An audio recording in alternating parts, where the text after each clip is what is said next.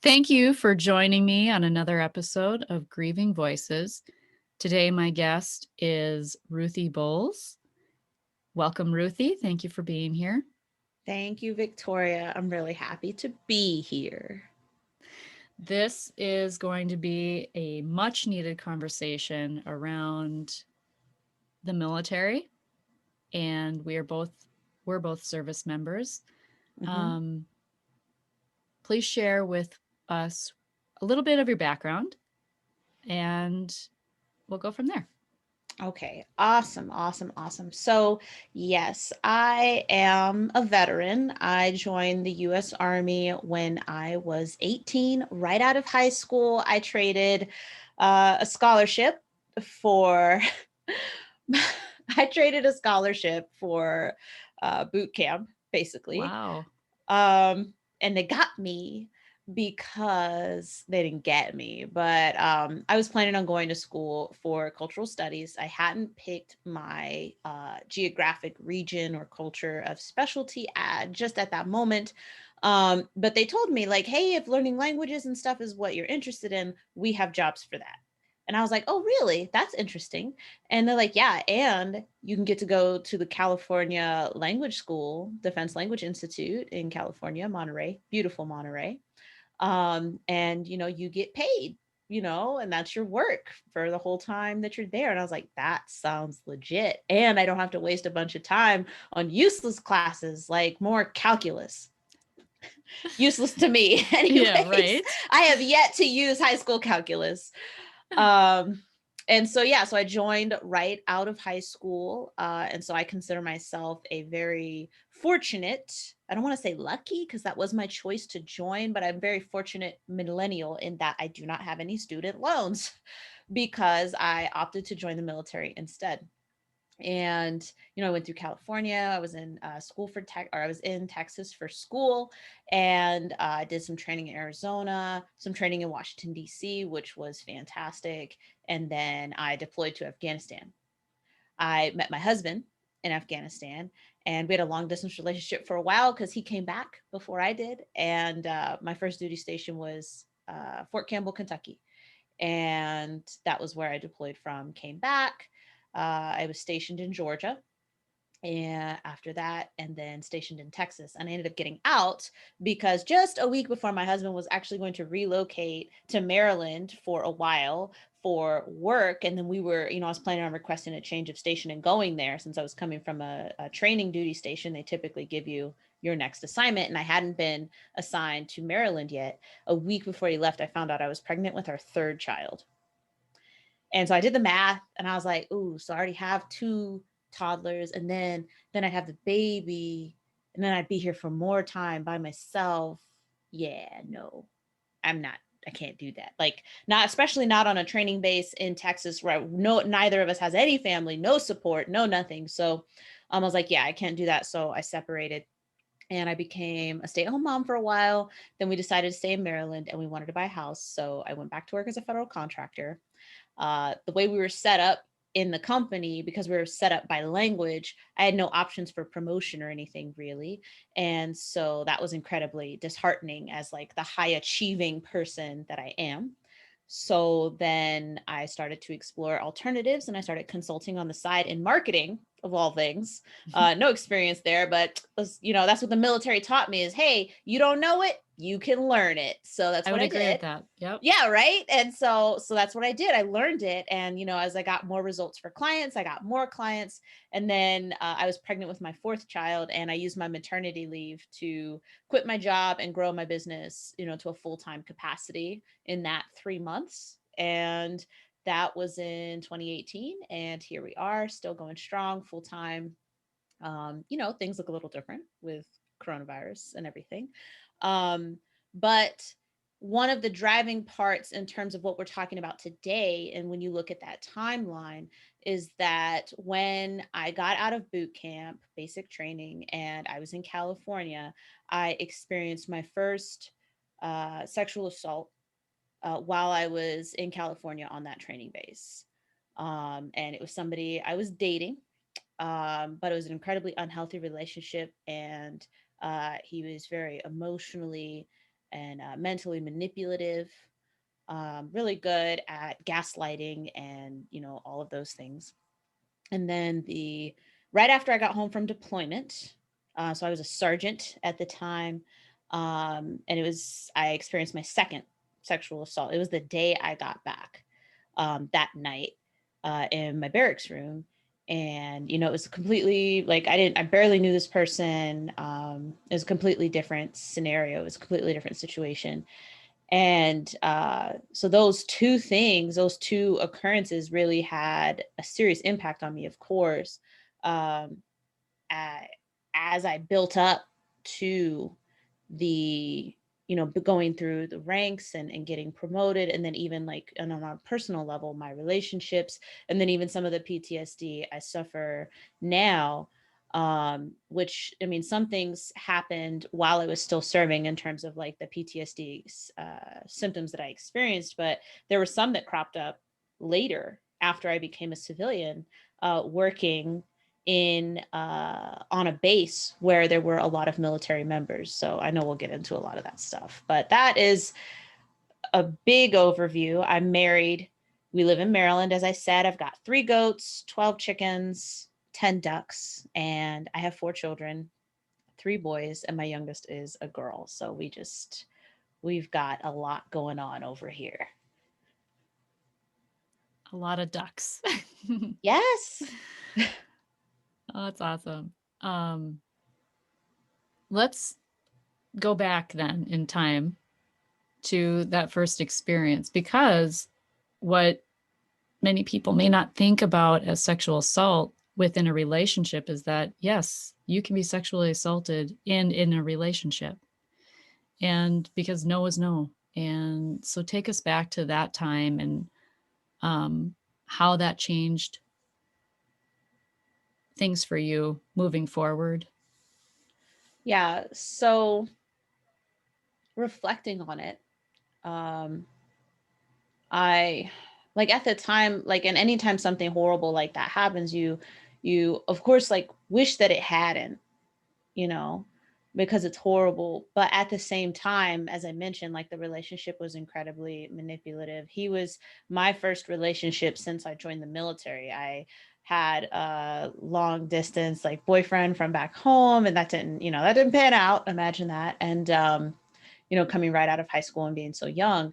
And he kind of swooped in on the coattails of that emotionally and was able to take advantage of me. And that was like, there was no alcohol involved. It was just, I did not want to at that moment. And he did. And people talk about, and this stuff comes up all the time, and for anybody who's listening, keep an eye on how you respond on like Facebook and social media and stuff, because you are showing survivors who maybe are not comfortable sharing their story yet that they definitely can't be comfortable with you, because people always say things like, well, why didn't you fight him, why didn't you ask for help, why didn't you scream, you said you were in the barracks. And the thing is that, and thinking back, my brain could not comprehend what was happening to me, because especially at that age, I think like you're just so very much wrapped up in bad things happen to other people and they don't happen to me. And so, there's fight and there's flight, but there's also freeze. And that's what happened to me. I just could not process what was happening to me while it was happening. And I just couldn't believe it. And even while it was happening, there was just so much shame. Fighting or running away would mean that other people would know, and I definitely didn't want that. And so the big thing about that, though, is that if that hadn't happened, I might not have been able to break up with him when I did. And even right after, like, just to give you an idea of how emotionally twisted this relationship was, even right after, he was acting upset and apologizing, and I was comforting him while also trying to simultaneously get him out of my room. But once he was gone, it was kind of like this magic spell. At least that part of it kind of evaporated and disappeared, and I was like, okay, yeah, I can't be with him anymore. And he stalked me for months after that. I'm assuming just like kind of trying to like wait me out. And I hadn't reported it. I hadn't told anybody, because again, it was just, there was a lot of shame around it. But my best friend and roommate, we went out to see the Dark Knight movie in theaters, while we were in California. And when I got back, we were just, I remember it like so clearly, or certain parts I remember so clearly. Like I barely remember the movie, but I remember getting back to my barracks room and taking off my purse and hanging it on my chair, and my roommate and I talking about how good the movie was. I picked up my phone and it vibrated. And I remember looking at it, flipping it because it was one of those slidey phones. I was very fancy, slidey phone, and looking at it and seeing how was the movie. And it was from him. And I'm not talking to him at this point. Like, we're not communicating.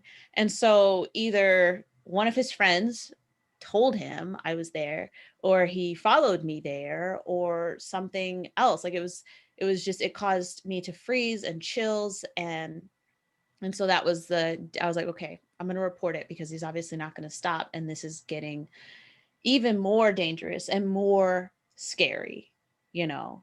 Um, and so, yeah, so the next day I reported it to a sergeant at my language school. And, per the rules, because I told, and that was the thing, is like, I want this to be an unrestricted report because he shouldn't be allowed to do this to me. So I made sure to tell somebody who was obligated to run it up as an unrestricted report versus telling somebody who was obligated to keep it restricted.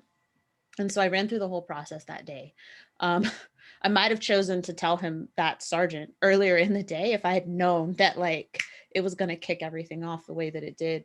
But, I got, ended up, we have in the military, we've got sexual assault response coordinators. At least that's what they were called at the time, SARCs. And then I was also taken with that person, that woman, I was taken to the criminal investigative division, their office, the CID office. And so he's taking my statement, this officer, and, it's been months now. And he's like, okay, well, we don't really have any evidence. I was like, well, what if he confessed? And he's like, would he do that? And I was like, if I call him right now, I think he would. And he was like, well, we can record that. And yeah, and then we would use that. And he's like, do you think you can do that? And I was like, yeah, yeah, because he's been stalking me and I don't want to live like this anymore. And so I've got the SARC person on one side. She was on my left side, on the long side of the table. And then the CID officer was sitting on the short side of the table. And I put my phone on speakerphone, lay it on the table. He's got a tape recorder right next to it because we weren't super fancy yet. And so he had a tape recorder right next to it and he's on speakerphone. And so I call him and, I was like, hey, I got your text message. And so he was just like, yeah, I just really wanted to talk to you. You never respond. And so I just thought that that would get you to respond. And, I'm just really sorry. And I just want to get back together. And I was like, but what you did was horrible. And he was like, I know. And he's like, I know. And I should never have done it. I was like, so you admit it then? I was like, so you admit that you raped me that day? And he was like, yeah. He's like, I did. And I'm so sorry. And, I got off the phone with him. I wasn't even really listening anymore after he said, you know, after he confessed, and they went and picked him up. They went and picked him up. And so it seemed like it was in the bag in terms of closure and being over, this part. And the SARC coordinator, she dropped me off back in my barracks room, was telling me about all like they've got group therapy options, and I could do individual therapy, and she would schedule me for medical testing and all of these things. And so she said, she told me she would call me and she had some paperwork for me and everything. And I was like, okay. And then the CID had gone to pick him up, so I was like, okay, finally this is over. And it was not over. I never heard from the SARC coordinator ever again. Like, she disappeared in terms of how I understood things to be. There was never any group therapy or individual therapy or medical testing, which it turned out that I needed because he had given me chlamydia, which I didn't find out until months later. So he was picked up by CID, but then, he was released, like, pending the investigation. Um, And it was a few months later when I was getting ready to do my language testing and things so I could leave the language school. I mean, he did have a restraining order, which is hard on a small base. So yeah, so there was a restraining order, but he was pretty good at being present without breaking it. So I was typically the person who left any place where I saw him. Um, So he CI was still stalking you at the time in of a the way, restraining order. Yeah. yeah, just kind of staying out of the bounds and things like that. And and then when I get close to it's time for me to leave, the JAG, that's our our military judicial officer system, they came back and had my chain of command call me in, and I was like, oh great, somebody's about to tell me the results of the case. Great. No, that's not what was happening.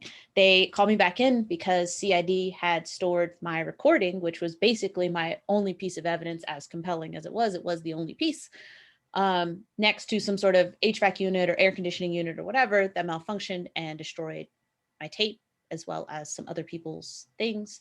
And so JAG said they had to take my statement again in all of its detail.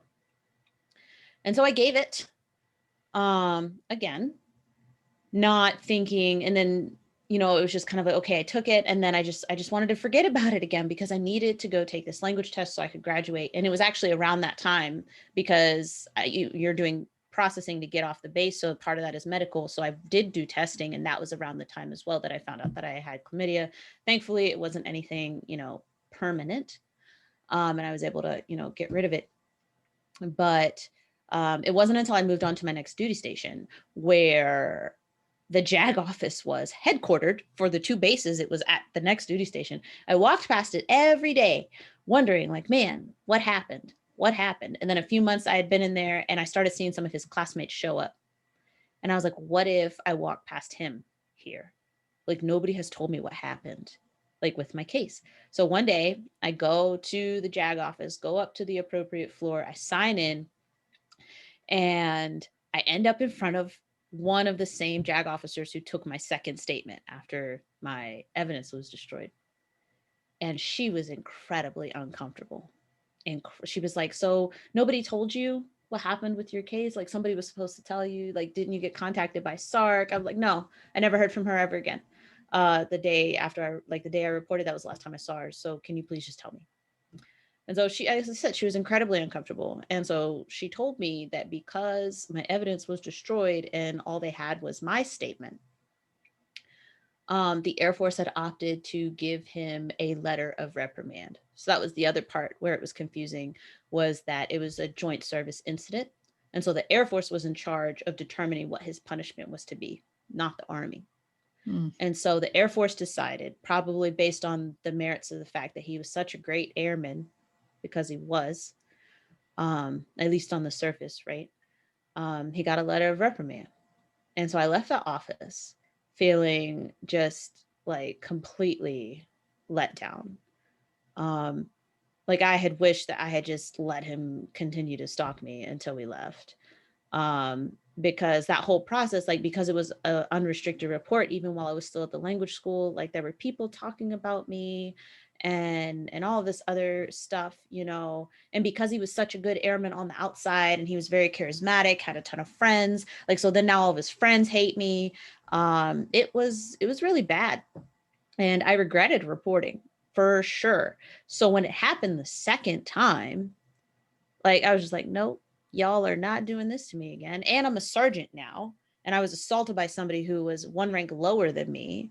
And there was alcohol involved. And it was the day we got back from deployment. Like, I was in more danger in my own barracks room than I was over there. Like, yeah, they shot at Crazy. us. They shot at us. That's true. But the most damage that happened to me was right when I got back home. And so I definitely didn't report that. I was planning, I just reenlisted. I was changing duty stations in a few months again. And I didn't want to be held up there for this guy who had a lot of things were in common in terms of him as a person, because he looked like a great soldier on the surface. He was engaged to somebody who lived across the hall from me. He was, getting ready for promotion. He looked the part of a good soldier. And I was like, yeah, I'm not going up against that again. So I did not report it the second time, because of that. Like that first experience taught me that nobody was going to help me and that it was just going to be horrible for me.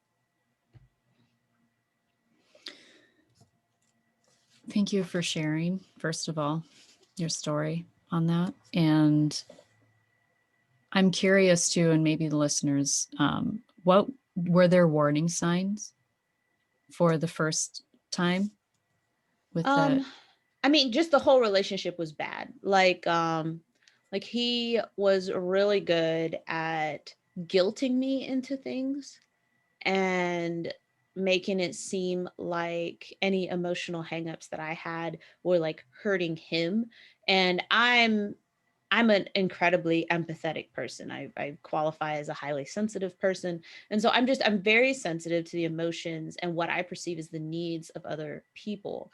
And especially at that age, I was very good at subjugating my own needs in favor of taking care of, whoever I considered my people. Now, this is fine in reciprocal relationships where the other person is willing to do as much for you as you are for them, whether it's a romantic relationship or a relationship, like a friend relationship. Like my best friend at the time, we're still best friends because we had that type of relationship where I would do anything for her, but she would also do anything for me. And that was fine. But when you're that type of person where you will do anything for someone else and empathetically you're so good at just reading body language and micro, just facial expressions and things like that, like you pick up and try to take care of and satisfy whatever, even if they haven't said it.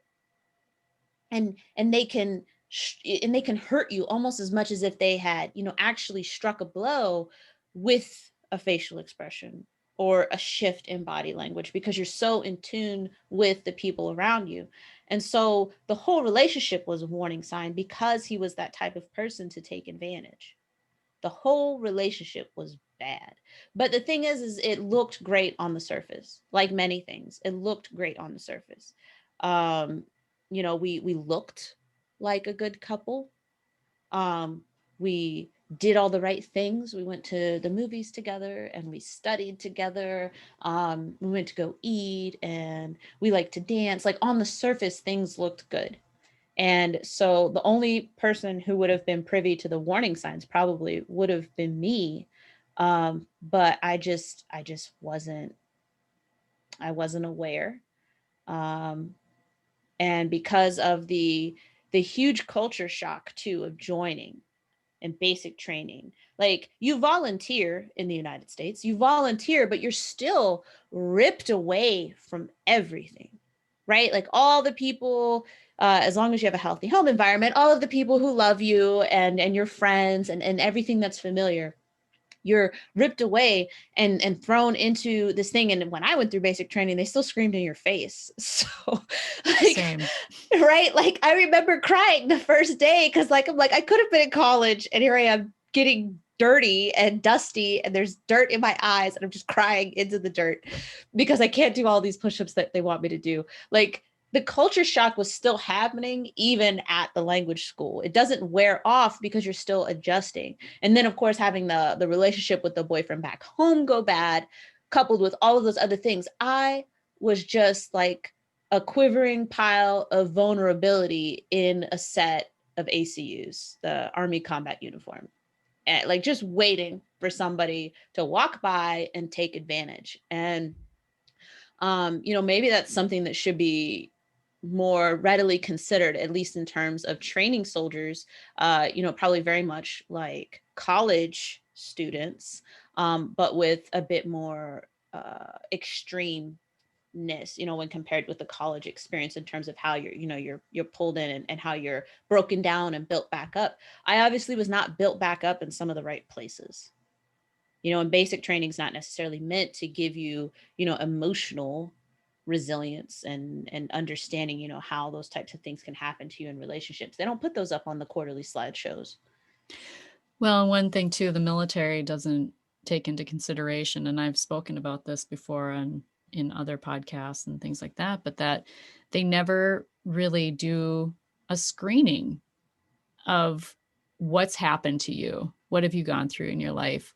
What are your ACEs, in, your adverse childhood experiences? Mm-hmm. Because the more ACEs you have, the more susceptible you are to having addiction issues. You're more vulnerable to Right. somebody to take advantage of you Mm-hmm. when you haven't processed any childhood trauma or anything like that. That's one thing I wish that they would do for people who want to enlist in the military. Um, so thank you for kind of bringing that point up. I think it's very important. And for parents who are listening and their kid wants to join the military, take into consideration it isn't for everybody. Would you agree? Like, it's not for everybody. It's not. And even just on the surface, when you look at the number of people who, would fail out, or what we would say they would recycle, they'd have to do it again. Um, those are all indicators. And just to be clear, I loved being a soldier. I loved it. And part of what I felt like my mission as a soldier was to improve things so those types of things at least happened less or stopped happening altogether. I had decided that I was gonna retire. I was gonna be like that crunchy old sergeant that people just didn't understand why this person doesn't just get out. I wanted to be that person because I wanted to be in long enough to incite real change and to help people and to try and affect some culture change. So for people who want to join, or parents who have children who want to join, the person I am right now, I would not be without my experience. And my military experience overall was positive.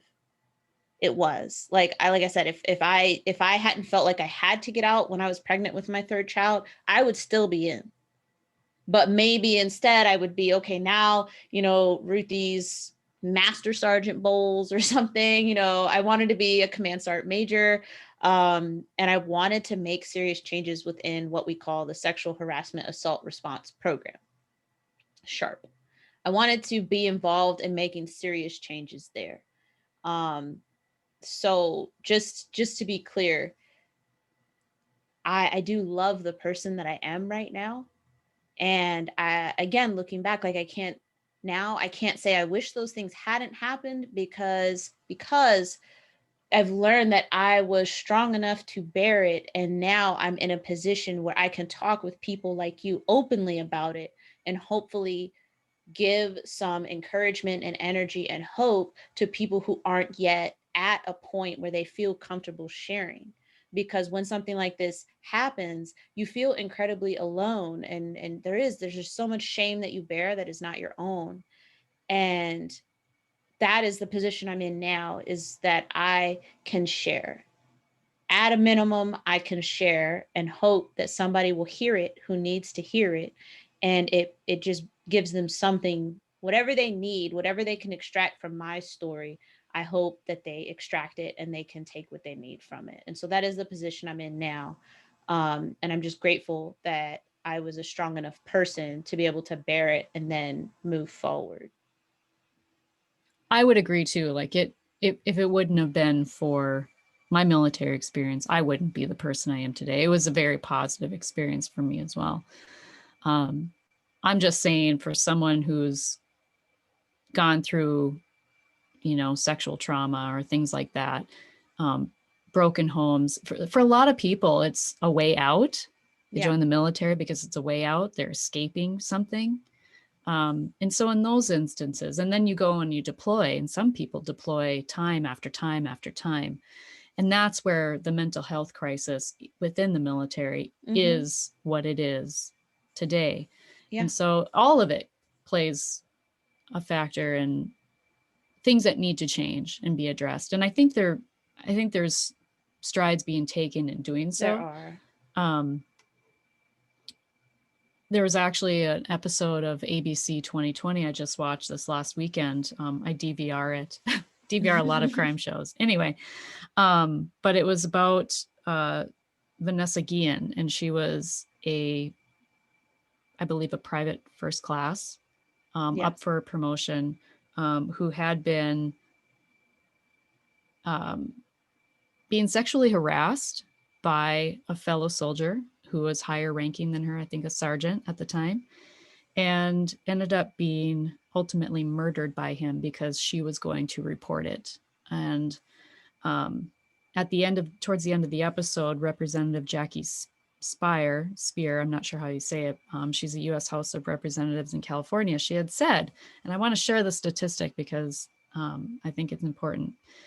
She said that 20,000 service members are sexually assaulted every year. Only 5,000 of them will report it. And of the 5,000, only 500 will go to a courts martial, and only 250 of those 500 will actually be convicted. And she said, what does that tell anyone who's been sexually assaulted? Don't report because you will not receive justice.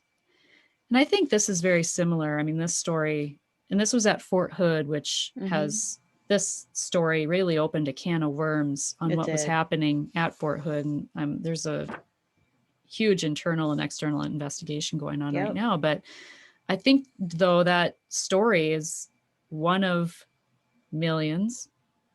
And it's not just the military, it's just in general. I think in sexual assault, you don't report because you're scared, because you're intimidated by your offender, Mm-hmm. or feel shame.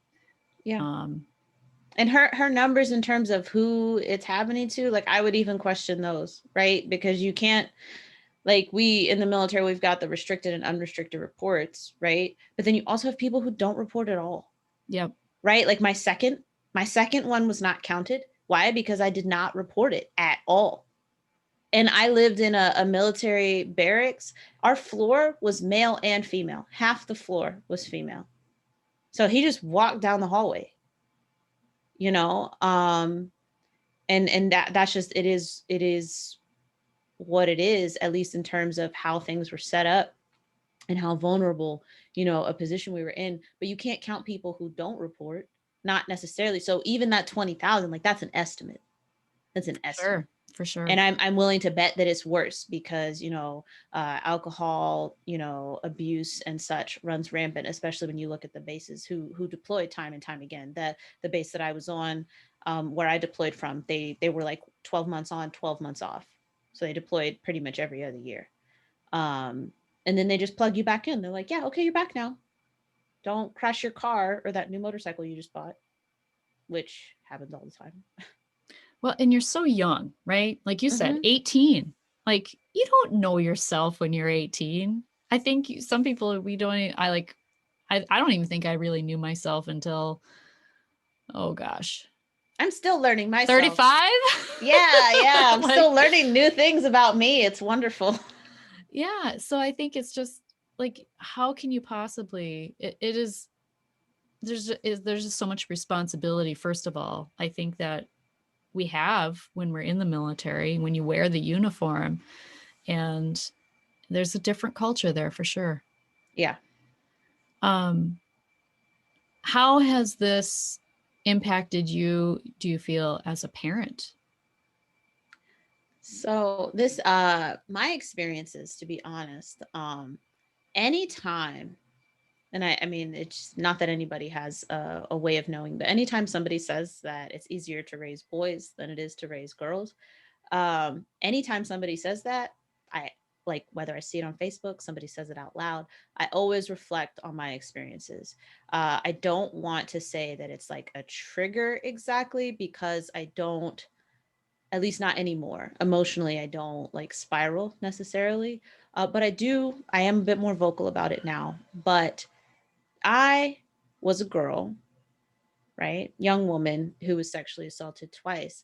I was sexually assaulted by two young men. I have three boys. And everybody's like, oh, you finally got your girl. You're going to have to watch out for her. And it's like, that's true. Like, people talk about girls, getting pregnant, but they get pregnant because they have sex with boys, Mm-hmm. and it's like, oh, well, if your girl goes out, like, what if something happens to her? More than likely, if something happens to her and it's of a sexual nature, it's going to be by a boy. boys are not easier to raise than girls. As much as I don't want my daughter to go out and have something bad happen to her, I do not want my sons to go out and be the bad thing that happens to somebody else's daughter. Yep. And so that is something that I always think about anytime that comes up. Like, oh, you're a boy mom, or at least when I was just a boy mom, it was so easy. I always think of that. And anybody who has sons, like, I think that should be a concern. You have to have those conversations with your children, no matter their gender or what they identify as, because if it's not openly stated, then they're not going to know their options, right? Like if something happens at a high school party or college or something, and nothing was ever openly stated, like, hey, if this happens to you, this is what we're going to go do. And, we'll talk about options after that, but we at least want to make sure you go to the doctor. And, here are some warning signs that maybe somebody is following you, or anything like that. Or talk to, like, so in my case, it would be talking to, for sure, to my sons and make sure, like, hey, don't let peer pressure allow you to take advantage of somebody. Like, that's not okay. In fact, I better see you keep your friends from trying to take advantage of that person as well. Like, it's talking about the entire scenario, not just as if they have the potential for being a victim, but also if they have the potential for being a perpetrator and what that looks like.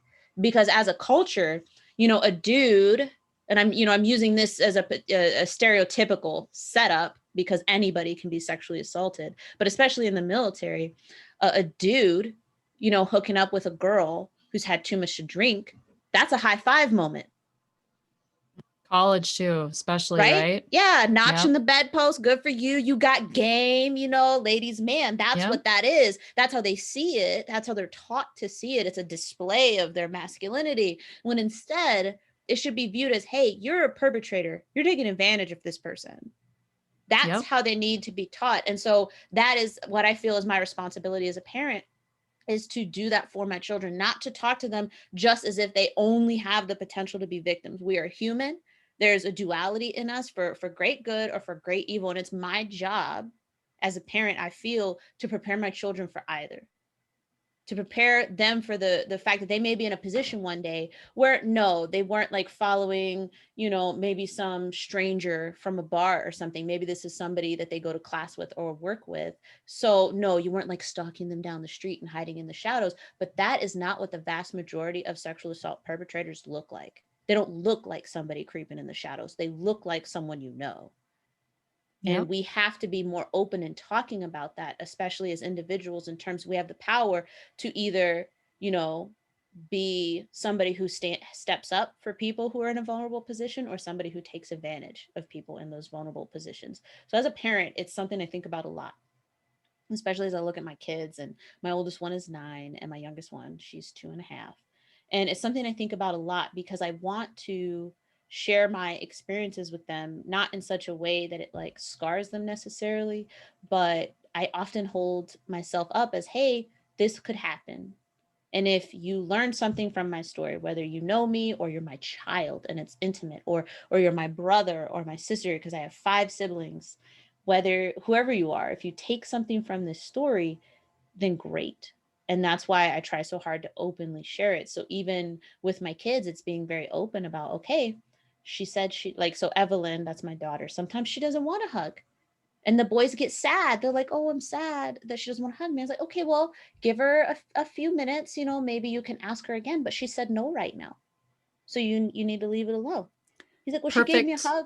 Yeah, she gave me a hug a few minutes ago. And I was like, okay, but she doesn't want to give you a hug right now. So you need to leave her alone. And then like usually like 30 seconds later, everyone's like, hug, but you can't force her.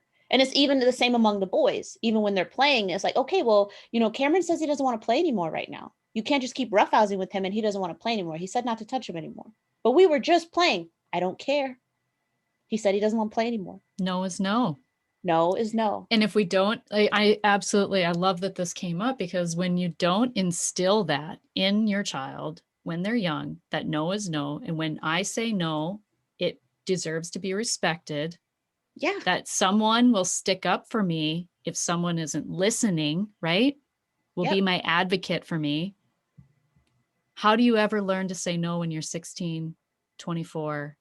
35, whatever it is, right? Whatever age, yeah. And that's the big thing. And yeah, we have to make, okay, getting that consent, like that is, we need to make getting consent attractive, Yep, I you agree. know?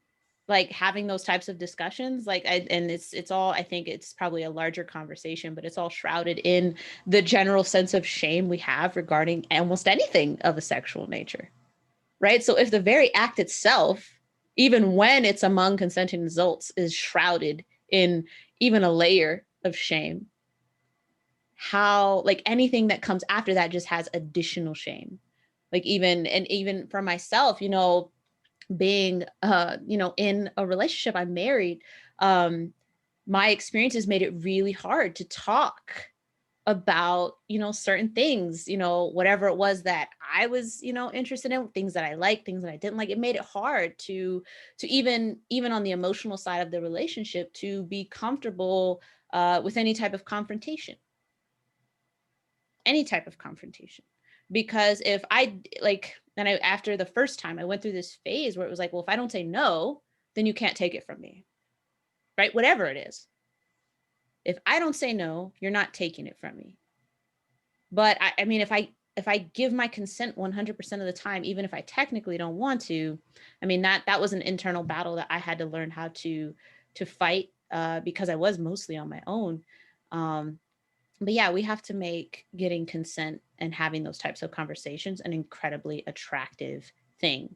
And as my kids get older, it'll be something that we talk about, because just because our sexual activities are private, I want to try and be as clear as possible in terms of the fact that it should not have any shame attached to it. Like we all go to the bathroom. Yes, we shut the door, but is what you're doing in there shameful? No, but we shut the door. And I want that to be a more clear distinction. Like, just because I'm shutting the door doesn't mean that I should be embarrassed. And that's something else I'm hoping to teach my kids as we have, those types of conversations around, anything related to sex. I love that analogy. Thank you for sharing that. You're welcome. And my son is 15, and then I have a 14-year-old and almost 12-year-old. So yeah, I'm starting to navigate the teen years. And I just remember how hard it is, you start to remember and think back to when you were a teenager and just how difficult those waters are to navigate. Um and again too, like with my son, it's showing him, no, this is not how you talk about girls. This is Hmm. not how you refer to females or things like that, having that conversation of just respect. How do Hmm. you show respect? Like, what does respect look like towards the opposite sex? And Yeah. I think that's huge too. I mean, it really comes down to respect. Yeah, for sure. Um, and just kind of normalizing it, Mm-hmm. and being very clear. So, I mean, we're careful even about like what the kids watch, like if we're not around and stuff like that, because there's a lot that's slid in under the radar. I realize now, in terms of, what I saw on TV or heard on the radio when I was growing up, a lot slid under the radar. A lot did. And so we have to keep an eye on that. I mean, and nothing, no system, no person is perfect. We can't, it's not about trying to keep them in a bubble necessarily. But my biggest thing is that if something happens, I want my kids to feel as if they can come back to me. If they're in a situation, I want them to have heard me say how important consent is so many times that they can't help but think about it in any situation that they're in where it comes up. And and that's what I feel like I can be for my family, for my friends, for my network, is just, oh, I don't know anybody that this has happened to.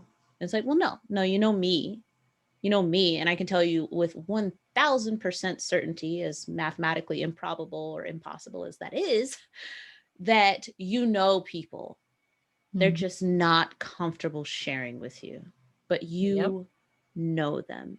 And they are probably way closer than you think they are. They are probably way closer than you think they are. They could be your aunts, they could be your mom, it could be your dad or your grandparents, your uncles, like it could be anybody, but because of that shame, they haven't shared with you. And symptoms of what we go through pop up so far after. That was something I did want to say because I was so surprised when it came up. But when I became a federal contractor, I started experiencing anxiety anytime I was alone with a service member who was a man or identified as a man, who was, had a man appearance. Um, and they were in uniform. I started experiencing severe anxiety if I ended up alone with them. And you're thinking, like, well, how would you end up alone with them? The place I used to work has a ton of elevators, and you might be surprised or not at the number of times you would end up in an elevator with just two people, especially when, traffic isn't high. And if it wasn't just me and one other person, if it was me and like, if it was like two soldiers or airmen and a sailor or something, and they were in the elevator, I would have to get off the elevator. I could not stay in the elevator with them. Now, it was fine for service members that I had gotten to know that were maybe like that I worked with every day. I did not experience that anxiety with them, but I still felt a low grade anxiety, in terms of like being alone with them. But I think it happened because I no longer had what I considered my shield, which was my uniform with my name and rank on it, because I was a staff sergeant when I got out. And I had cultivated this persona that was pretty uh roughshod and would completely like snap on you before asking questions, like don't mess with her, she will kick in your teeth type of personality. And I cultivated it on purpose because you don't mess with the person who you think is going to kick you in the face. Yeah. So I cultivated that personality on purpose, and my uniform, and I didn't realize how much I had used my uniform as a shield, but I did. And so when I went back to working in an environment with service members and I was in civilian clothes, I felt like, and I often feel this way about my civilian clothes, particularly if I'm on when we went to events, if I was on my way home from an evening event and I was in the dark, when I was at work and ended up in those situations, my civilian clothes felt like a trap. They felt like some sort of flag that said I was prey. And that's something I've had to wrestle with, especially now as an entrepreneur. And I would attend events in the evening. I would ask, people to walk me to my car because I was like, I'm wearing a dress right now, which seemed like a really good idea. But now it just feels like it's like, hey, come get me. Here I am. And it saddens me to hear that, but that is a new development as my life has changed and my experiences color my perception of my day to day. Because I never used to feel that way when I was dressed in civilian clothes when I was a service member. But now that civilian clothes are what I wear all the time, that is something that I started going through. And so being an entrepreneur now, I don't really have to worry about running into service members, but that is something I reflect on as in my time as a federal contractor. Like being in an elevator with a service member was something I could not tolerate if I did not know them. And there were two parts of me. One side of my brain is like, that's pretty horrible that there's a part of you that just assumes that this person could attack you. And it's like, that's true. But I also didn't think the two people who actually did attack me would. Yeah. So I just get off the elevator. And I'm not sure how else things will pop up, but I'm actually going through the process right now of filing a VA claim. So we will see in terms of how they're able to evaluate my PTSD and anxiety and things, what will come from that. And because this is a newer experience for me, I've never gone through the VA claims process before. I am not as positive, like, I'm not experiencing as much positive energy regarding it because with this specific occurrence and the subsequent things that have happened since, I've been taught over and over that the system is not to be relied on. The system is not to be trusted. And so while I want this to work out, I want the VA to look at me. And I guess that's the problem is I want the VA to look at me and acknowledge you went through these things and they were horrible and you are suffering as a result of these things. And so we will be able to, give you these benefits, whatever they are. The fear, of course, is that it'll be just like what happened to 19-year-old me. And it will be, yeah, nope, that's not bad enough. Like a Or, victimization again. right, like, or did that even happen? Like, did it happen the way that you remember it? Because this doesn't sound very bad at all. Well, and Um, look how much time has passed, right? yeah, yeah. Like I got out in Yeah. 2015, so it's like, well, why didn't you file then? Even though there's no statute of limitations on when you can file your VA claim, FYI.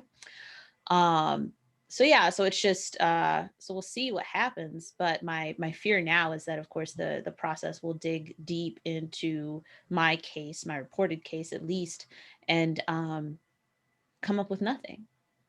Right? Like I never saw this SARC person again. I never heard from CID. There was a letter of reprimand which probably got lost somewhere. I am afraid that they will have nothing to find. I thought of a question, and I actually thought of it too as I watched that ABC special. But and being in the military, I don't even know the answer to this, so maybe you do. But what would have stopped you, or what would have stopped you from reporting him as like on the civilian side? Like, could it not have been like, is there something to it that the military is almost like its own institution in that way when it comes to criminal acts? Like, why is it that you couldn't have reported the first incident to your local police department versus going through the military chain? I think the military ends up with jurisdiction. Okay. I think. Um, at least that's the way it's kind of always that I've always understood it. And that could be accidental or purposeful misunderstanding that was cultivated during my time in.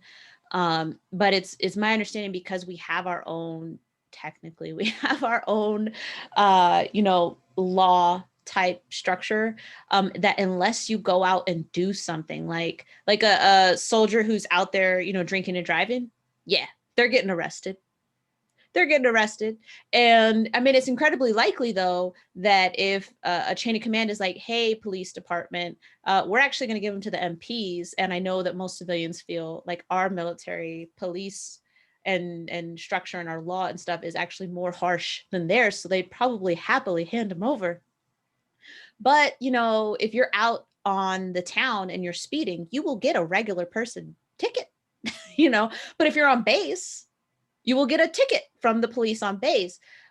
So I think that if what I had gone through had been perpetrated by a civilian, that probably would have exclusively, like that would have immediately been under the civilian police because yes, I am a soldier, but the perpetrator, right, is, and then vice versa. If the perpetrator is military and the victim, the survivor, is civilian, then that again probably becomes a question of jurisdiction. But the civilian police would certainly be involved, whether they work things out, with the military side or not. But we were both service members. Now, again, I could be wrong, but one of the things they teach you though is like that faith in the military, that faith in the system. Filing some type of complaint or report to the local PD never even crossed my mind. Um, and once everything, was over, I was tired. I was tired and I was let down and I wanted to forget it as much as was possible, but it's not. It's not possible. There are days I go without thinking about it. That's true now, but I'm never going to forget it. It's never not going to have an impact on me. The one thing I can say is that as time goes on, I've been changing the type of impact that it has on me. So it does not damage me to talk about it with you. It does not damage me to talk about it with anybody. Um, I may feel a little withdrawn later. So I may curl up with like a book or something, just to kind of emotionally unplug a little bit. But when I was still serving and we had our quarterly sexual harassment and assault training, like the programs that they would put us through in terms of like the training, I would be emotionally upset for like a day or two. I would warn my husband ahead of time. I'd be like, hey, we're doing sharp training today. And he's like, okay, okay. And he would know I would come home. Like I would need to eat. I would not want to talk. Um, because I would just get so angry. I would get so angry at those. Every slide that went by, they would be like, do this. And I'm like, yeah, so nobody can help you. Screw you Mm. too. So it just made me so mad sitting through those trainings. Like, I can't believe you guys make me sit through this because you're just lying. Like, I would just get so mad, and I was very angry about it and hurt. And that doesn't happen anymore. And I think it's because I started to view my experience not as something, I don't view it as something that happened to me anymore, so much as I view it as something that I can use to help other people, just in the telling of it. And once I started viewing it that way, and it's now a teaching tool, as horrible as it was, it's a teaching tool now. And so it doesn't hurt me at all to share it. And then I just need some time to kind of like emotionally recharge. What is one thing that you found most unhelpful to you as you were going through, as it really kind of came to a head in your life, both of those experiences?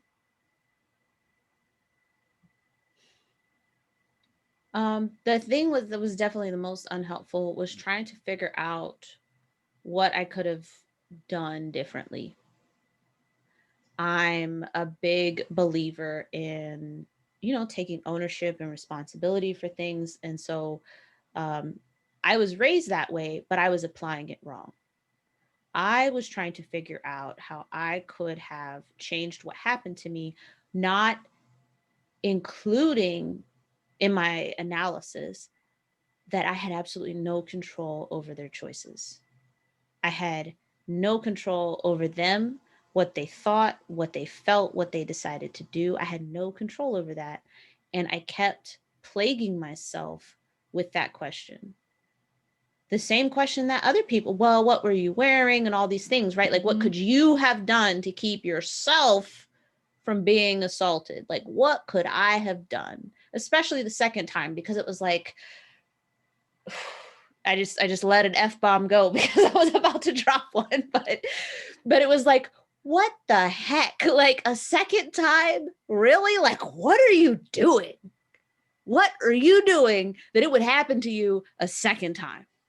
Those types of questions were incredibly unhelpful. They did a lot of damage as well because it just mentally turns and turns and turns. I had no control over them and what they chose to do. I only had control over me. So as a result, like those experiences definitely influenced choices I made after, right? But those are the only things that I could control. And then, I had to be a little careful of going too far to the left in terms of reacting, too far to the left or right in terms of reacting as a result of that. And that was another struggle that I had as I grew older and was able to view those experiences in a different light. And help that shame fade away with more empowerment, right? Yes, yes. What is one tip that you would give someone listening today who has been sexually assaulted, military or otherwise? So I know that it's not necessarily for everybody in terms of the way that I've shared my story, but I did not start out sharing my story in interviews and things like that. I started out sharing just the one sentence with a friend. My best friend who was with me the day that I went and saw that movie. And I told her, I was like, that person? She's like, yeah. It's like, he raped me. And that was all I shared at first. It was just the one sentence. Um, of course, the other thing that you can control in that instance is that you want to be careful about who you share it with, because what you want is somebody who is open to listen and receive your story, and not somebody who's immediately going to interview and quiz you. Like, I think after I shared it with her the first time, we just had a cup of tea, Mm. because that's just the way that we were.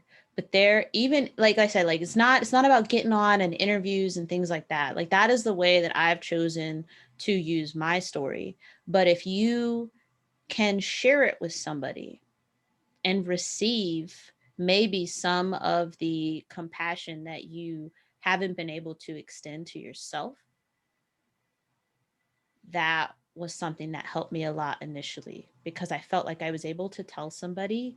And unlike the army and unlike that guy's friends and stuff, that was somebody who completely validated what I had experienced, and I felt safe and comfortable. And that, like, being able to do that is probably a huge reason why I'm able to be vulnerable at all, versus, completely shutting down and not being able to even have healthy relationships. In grief recovery, we call those special people in our lives a heart with ears. Oh, Someone, that's amazing. yeah, someone who won't criticize, analyze, or judge, and can just sit with you. Yeah. I love that you said that you just had a cup of tea. Yeah, I love that she was there for you in that time. Um, so ways that others supported you that you found most helpful. Well, you just kind of mentioned, your friend that just sat with you. Um, what are other things that you can think of to share that might be helpful? Um, I How about your in husband? How yeah. your husband supported you and your immediate family? How about that? So in terms of my husband, that was a close one. Um, because after the second time, the second assault, I was home and he asked me to marry him. We were just dating at the time. And he asked me to marry him, and I said yes. But that second time was so new, and there was a lot just kind of shrouded in mystery. And I hadn't told him because I was afraid. Because being in the culture, I felt like it was very easy for him to either see it my way or be like, no, you cheated on me. Like, there's alcohol involved and whatever. Um, and he demonstrated the power that somebody else could have if they have enough knowledge to help you. Because we we almost broke up. Like, after he asked me to marry him, we almost broke up because of the way that I was behaving and stuff. He was positive. He was like, you're not on board with this the way that I'm on board with this. Something's going on. There's something you're not telling me. And I'm like, no, of course I'm lying. I'm like, no, there's nothing I'm keeping from you. It's fine. And he's like, then why are you acting like this? And I'm like, it's fine. It was not fine. And I think he was probably like a hair's breadth away from being like, look, we're not getting married. We're not together. Like, I don't know what you're doing, but I can't do this anymore. And we were in a hotel room because we were in Virginia visiting with my grandparents. Uh, and we were sitting in bed. He had gone through my phone and found something I can't remember. And he's like, what is going on? And I sat there and I just knew. I was like, if I say that nothing's happening and everything's fine one more time, he's gonna leave. Am I okay with him leaving? And I was not okay with that. And so it was a short synopsis, very short. I just told him, the day that we got back from Afghanistan, one of the soldiers in the barracks, he came into my room after I'd had a couple wine coolers that I way overestimated my tolerance for, being just freshly back from Afghanistan, and he raped me. And then I got up without another word and went and took a shower because my skin was crawling. And then I came out, and he was still just sitting on the bed looking devastated. And then we just laid there for a while, and it was still hard after that, right? Because I still had a lot of things, to work through. And I mean, he's 4 years older than me. So I mean, I was young, and he was a little bit older, but not that much older. And I don't think it really matters what age you are when somebody tells you something like that. It's still very shocking. But we were able to move on after that, and he knew, like, what I didn't give him the nitty gritty details or anything at that time because I wasn't capable of sharing that yet. But over time, I was able to just, kind of reveal everything and share it with him. and just explain everything that happened. Because one of the things that happened was I got new friends, right? As soon as we got back and we were long distance, he's like, who are these people? And they were people I felt safe with, is what it was. And so that was part of it. Um, and so, yeah, so he was incredibly supportive. And, in terms of like our relationship, he got really good at looking for when I was hiding my wants and needs. And he would push me and be like, no, come on, what do you really want here? Like, what is really, like, I can tell there's something bothering you. Just go ahead and tell me. Like, don't, he's like, if you want to leave it alone for right now, we can leave it alone and we'll talk about it later. But we do need to talk about it, so he got good at seeing when I was hiding, because I got good at that. And that was just really important for our relationship and for our family, because the depth of our relationship now is completely different and just deeper than it was, in the beginning. And I think that is something that I needed, right? Like, I have one person in the whole world, um, that I can be that deep with, and I can be that vulnerable with, um, to share every detail and everything. And that was something that I needed, that I think unconsciously I didn't even realize it, but I thought that I was never going to be able to have.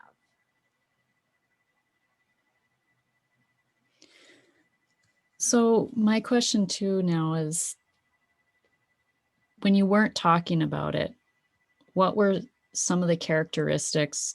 So let's say you're in a friendship. Let's say I have a friend, or my friend group or whatever. And what are some characteristics of someone who has been assaulted? Like, what are some characteristics that you would think someone would exhibit who has been sexually assaulted, that someone, like, if you're not feeling like talking about it, sometimes you just want someone to ask you what's Yeah. wrong, or what's going on, but Yeah, what are yeah. some things that you...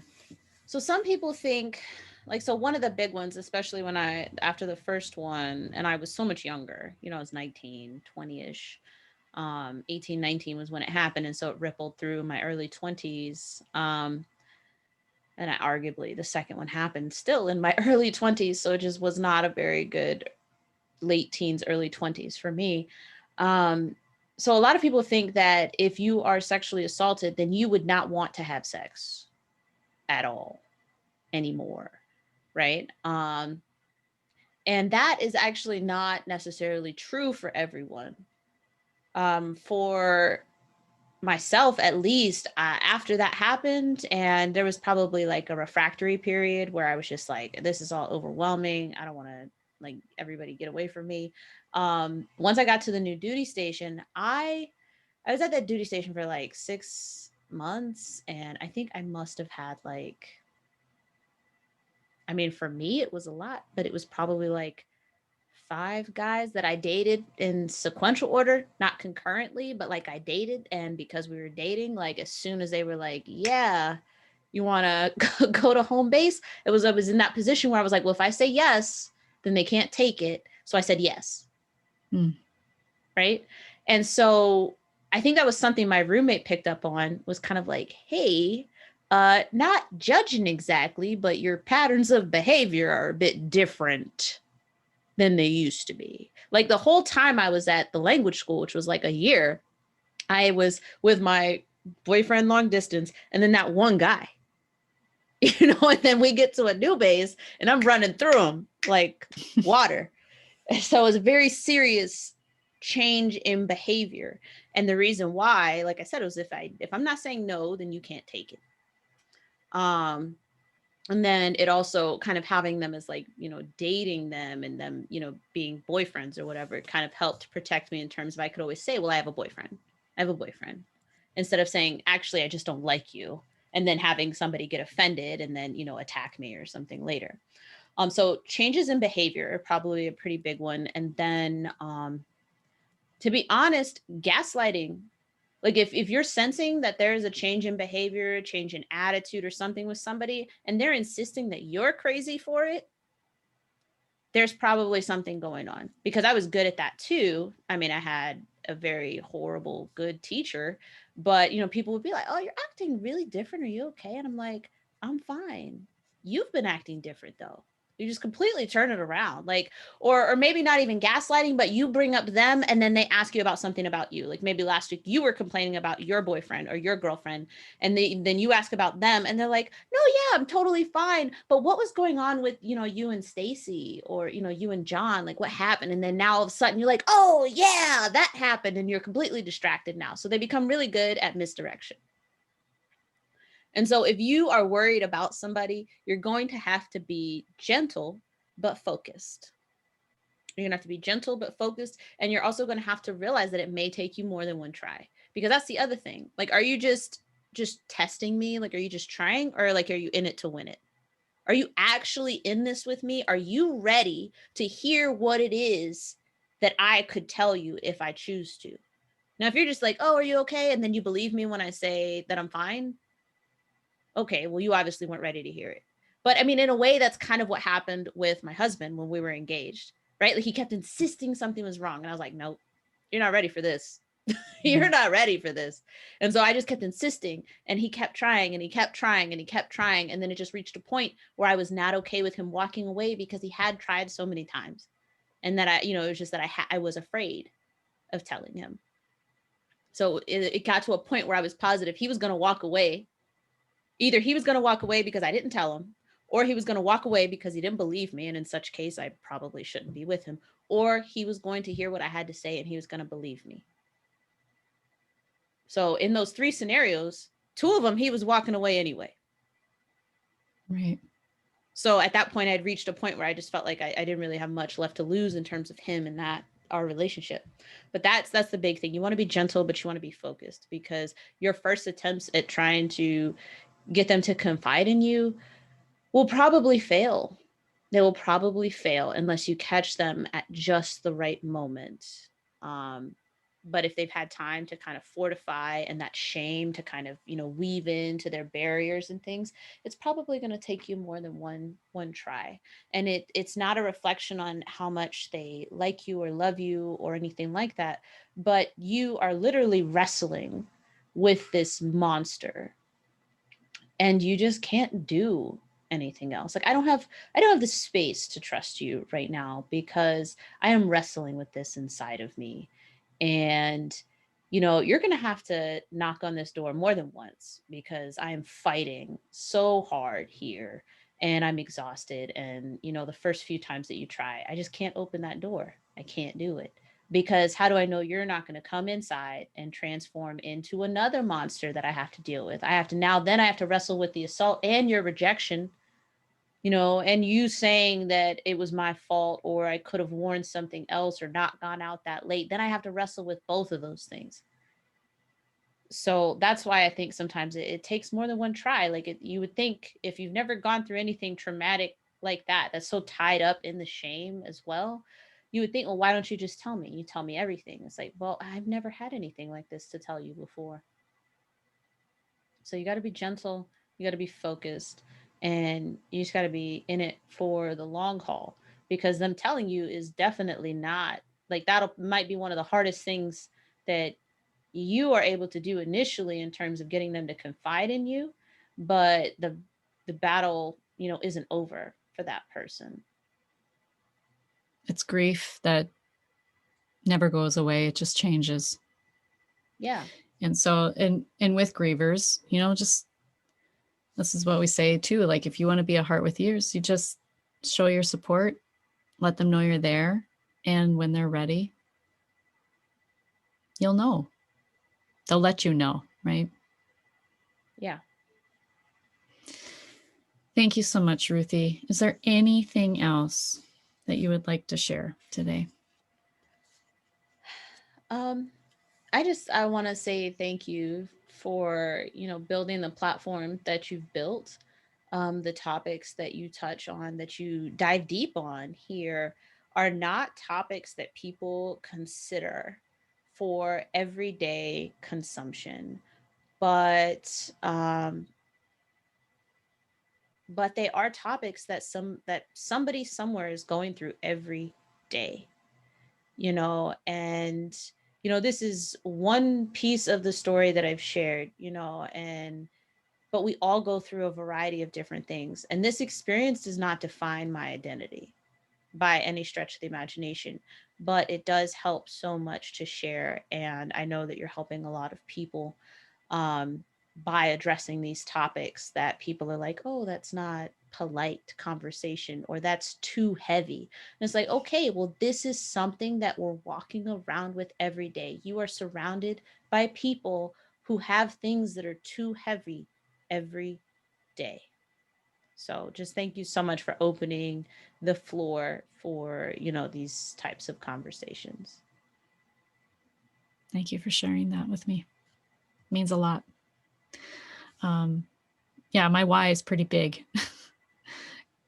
for this podcast. So, but it's because of beautiful souls like you who are willing to share your story. And I'm just being a heart with ears and hoping that the messages that that the Hearting Hearts share with others bring hope. There is hope. There's hope to have a beautiful life, have a beautiful marriage, children, all the good things that life can give us, right? Absolutely. Thank you so much again, Ruthie. If people want to reach out to you, where can they find you? Looking me up on social media is probably a good place to start. Ruthie Bowles. In terms of what I do professionally, defythestatusquo.com if you're in search of any personal branding and marketing information. But yeah, those are probably the best places to reach me. I am very easily found. A Google search will actually also help you find me very easily. Awesome. And I'll put the information in the show notes as well. Thank you. All right. Thank you, listeners, for tuning in to Ruthie's story today. I hope it helps you or someone you love. Until next time, take care, much love, and when you unleash your heart, you unleash your life.